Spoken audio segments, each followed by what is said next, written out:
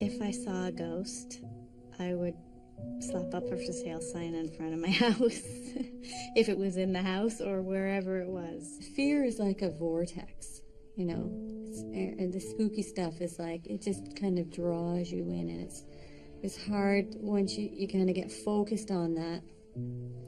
Even if you're afraid of any situation, it's hard to calm yourself down. You're not really sure if something has really actually happened or not, so you have to digest it for a long period of time before you can even put it together to share.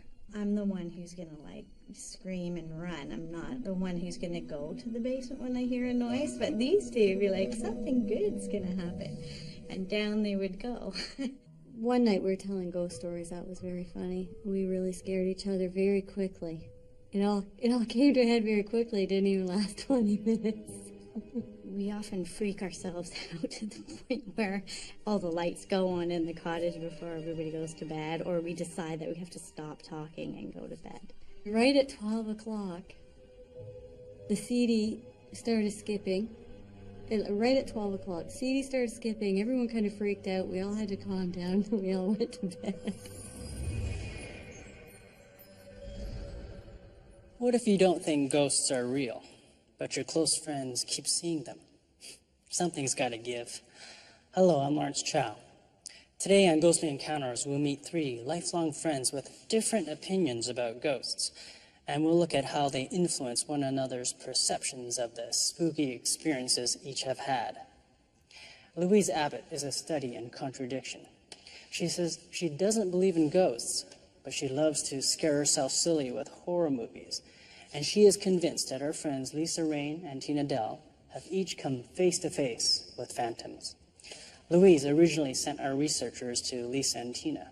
She said both had scary tales to tell, but they told us Louise has seen spirits too, if only she would acknowledge it. Despite her reluctance to go ghostly, Louise finds herself swept along on the tide of her friends' experiences, starting with a night at a lonely cottage with a pregnant Lisa and her kids. We got up there in the evening, and it was dark by the time we got there. And we had to open the cottage, so we were a little nervous about that. We hadn't been there before in the dark, and we had to find the key, and I had like a little 3-year-old and a 2-year-old, and, you know, it's kind of weird. I'm also realizing that with 2 young children and a pregnant woman, I'm going to be the one warding off whatever, porcupines or bears or people or whatever. It was nerve-wracking for me a little bit, and Louise, because we just, we're city girls going up to a cottage.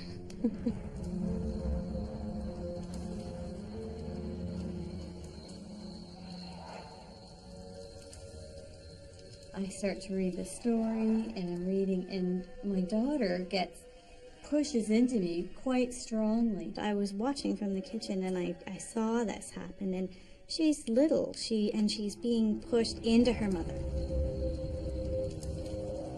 And I look down at her, and she looks up at me. She doesn't say anything, so I continue to read. 30 seconds later, she pushes really hard into me again. And I looked down at her, and I said, "What are you doing?" And she said, "Someone's pushing me." So I leaned past her, and I said, "Well, stop pushing her." Treating it like it's another child or whatever. But as I'm reading, I look over at the kids' heads at Louise. Louise and I, we're like, "Oh, God." We're both like, "Ooh." And both of us looked at each other across the room. Again, we didn't say anything because we don't want to alarm the children or anything. But she was truly, to me, and what Lisa was feeling, it looked like she was being shoved by something.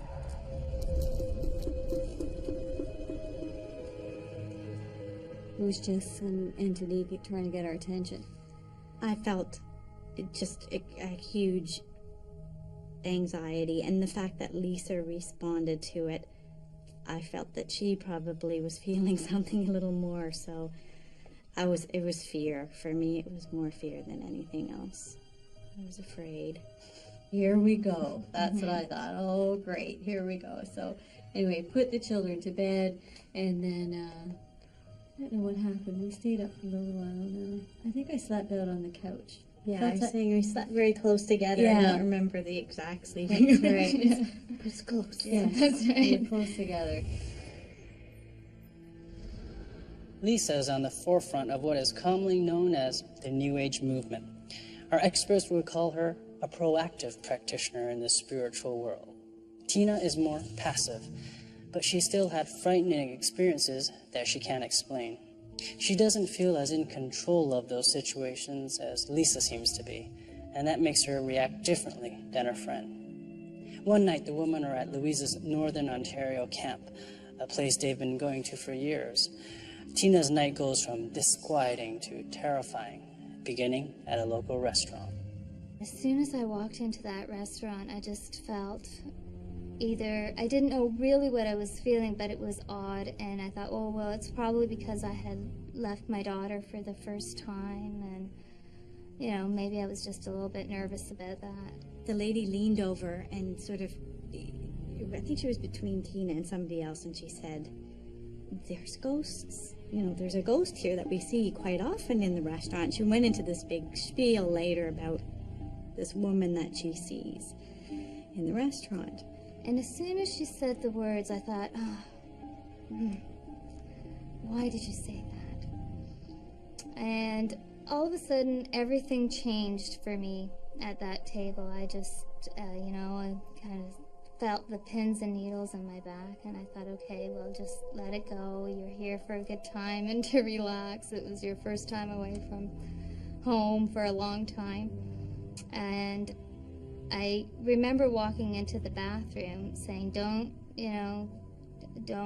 attach yourself, don't talk to me, don't show yourself. If it's true and it's haunted, please go away. And it was just too late.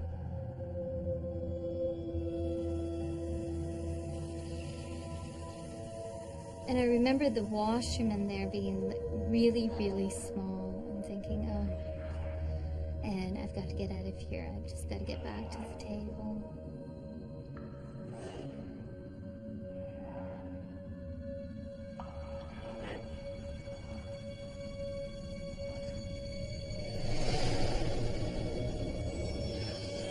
When someone's following you too closely, when you're walking, you know that someone's following you too closely. That's what it feels like.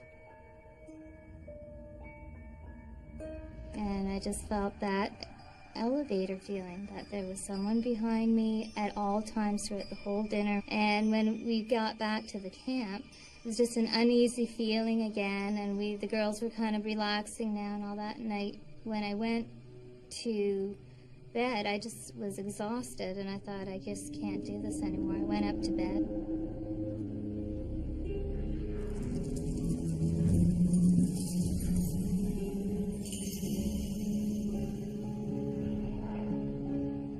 And all of a sudden, through either my own imagination, every window had this face in it.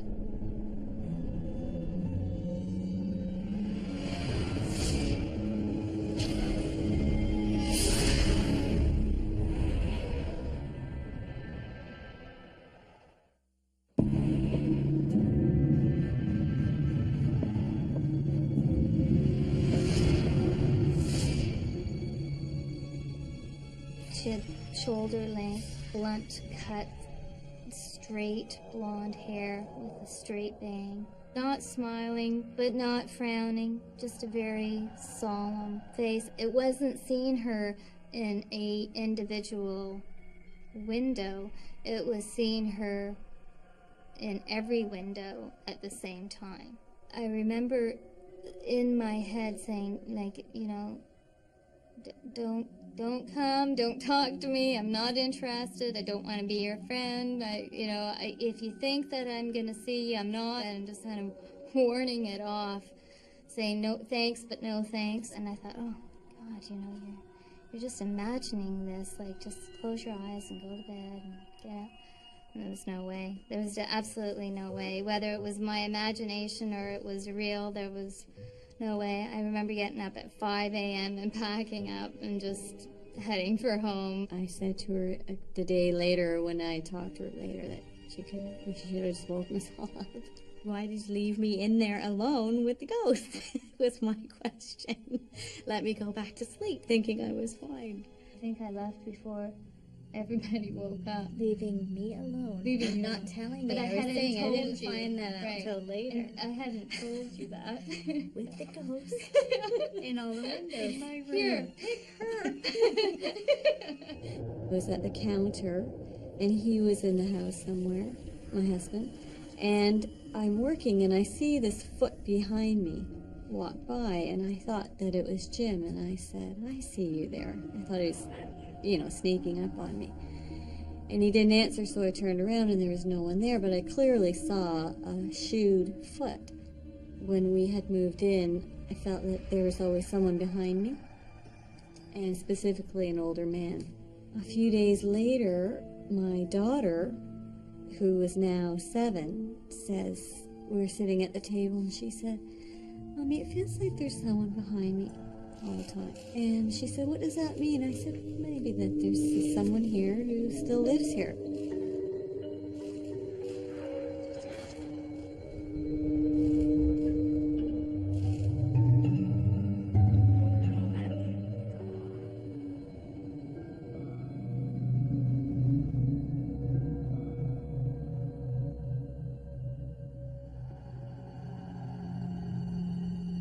About 2 weeks after that, I'm again making dinner, and my husband wasn't home. The 2 older children, they come running down the stairs, white, afraid, yelling, there's a scarf hanging in the hallway. I said, where? Just thinking there's a scarf on the doorknob. It's hanging in the air, just in your doorway. And they were white, and their little veins popping out in their head, and I was like, oh. And I said, oh, well, it's dinner time, come and eat. No, you have to come and look. I was like, no, I'll look later. So we eat dinner, and I get them off that, and just talked a little bit about it. Well, was it there before? When was it there? And he said, no, it just appeared. So a few hours go by, and we're going upstairs, and they're getting ready for bed, and I thought that we would go up and they would have forgotten about it. And they both right away said, it was right there, that's where it was right there. Clearly, the both of them saw it. They're affected the same way, and they're both describing it. One wasn't saying she saw it or he saw it, they were both talking about it. So after that experience, and this is just all in a matter of a few weeks, then I cleansed the house with the sage and the sending of love and acknowledgement, and it's been quiet ever since. I believe people get to certain levels of spirituality, and Lisa has opened herself up to, she does Reiki, she's opened herself up to different forms of channeling, and she's often gone inside and bettered herself that way through meditation and things like that. So sometimes I think that Lisa's sort of on a different, it's not a different plane, but she's on a different level of understanding than a lot of us are. And she seems very at peace with herself because of that, and I admire and respect that.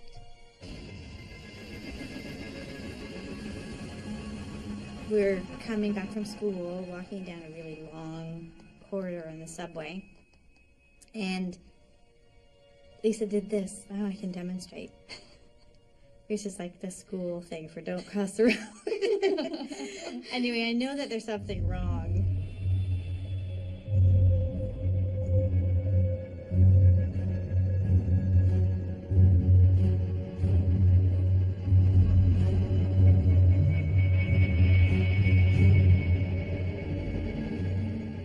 Anyway, she did that to me, and then she says, my head, I'm feeling very tingly. I'm feeling something's wrong.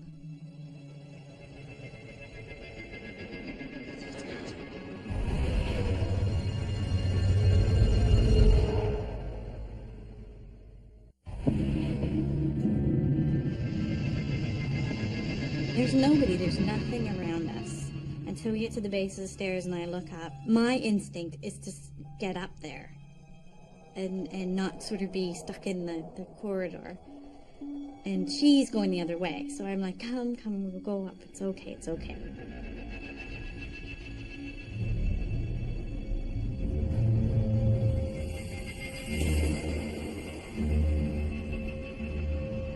She says, I tell you, something's wrong, something's wrong. So we're going up these stairs, and she was in front of me, and she's closer to the top of the stairs, and this guy steps out, and he says, hi, do you have any money? My brother and I are trying to get to go and see my mom, and he was high, and that was obvious. And then his brother steps out, so now there are two men standing very aggressively in front of Louise, who's now looking up.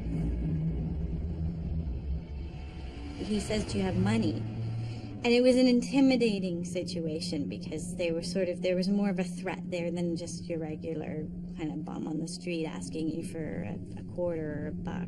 It was definitely a bad situation. And I gave him money, and I said to her, the only reason they got anything from me was because she had the tingling, and I felt that she sensed danger. When I got up to the top of the stairs, I felt that she could be right. So we hurry to our car, we get in the car, and she says, oh my God, if it wasn't for your prickly head, I probably would have given them heck for asking. Walk by for And I would have. It was really so bad. not like me. Lisa and I have very strong connection, and if she feels or sees something, or I completely and utterly trust that instinct. I trust it to be stronger and usually more insightful than mine, so. Louise is what you might call a spiritual pragmatist. Sort of like the man who doesn't believe in God, but prays on his deathbed just in case. Louise didn't commit herself to Lisa's beliefs, but she still considered it prudent to adjust her actions on Lisa's say-so. Then, just days before she appeared on Ghostly Encounters, Louise felt her daughter was being threatened by a violent ghost. We've just moved into a 100-year-old house. My friend Lisa came over to smudge the place, so she burned sage and walked all around. And even though, like I said, I'm not that much of a believer, I let her do whatever she needs to do because she believes, and I just want to make sure. And my daughter, who sleeps like a rock and is 6 years old, started waking up the second night we were there and saying she's being pinched.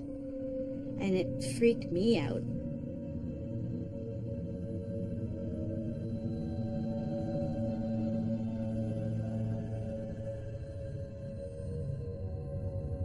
And I said to her, well, I think you must be dreaming. And she said, no, she's pinching me. She's pinching me. So then she said, come and sleep with me, Mommy. And I said, no, come in my room and sleep with me because I'm not staying in this room with you. And then the next night, she was sitting bolt upright in bed, and she called me, and she said she was being slapped, and it was hurting her.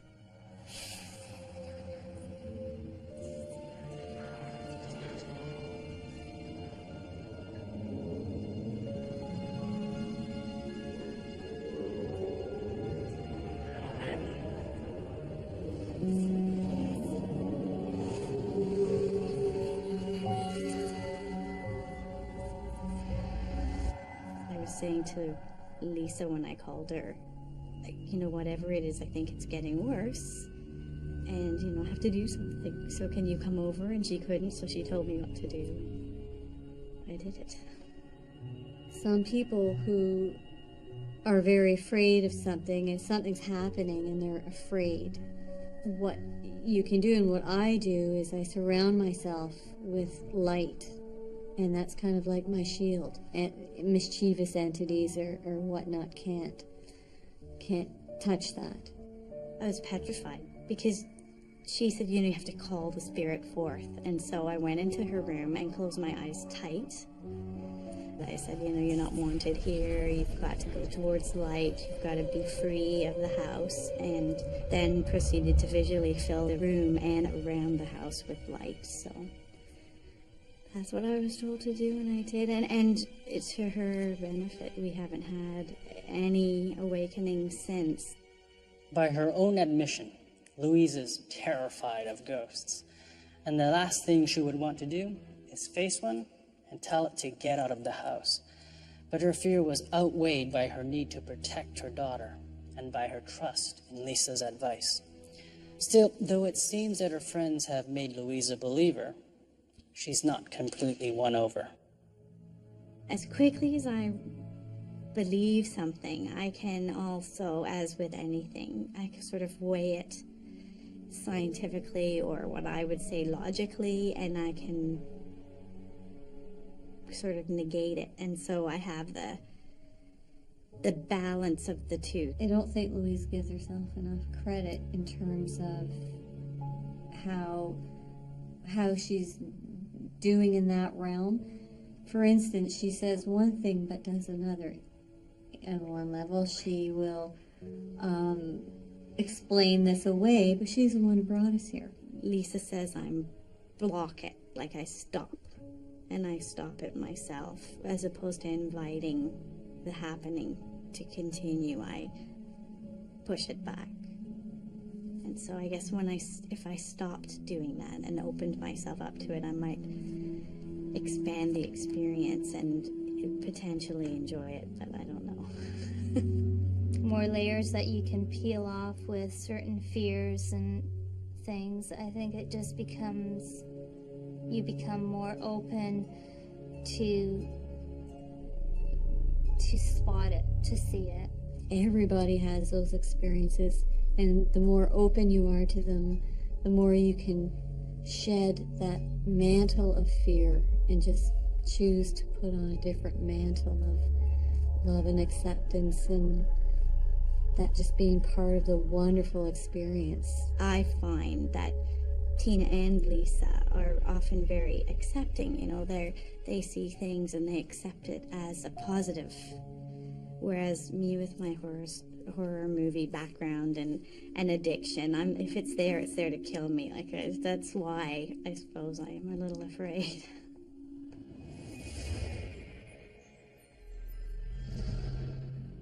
The influence of friends goes both ways. The women share a common belief that the world operates scientifically or under predictable laws of nature. But Lisa, and sometimes Tina, extend those laws to the spiritual realm. Many spiritualist movements explain the supernatural world with scientific theories. Theories like all matter is energy.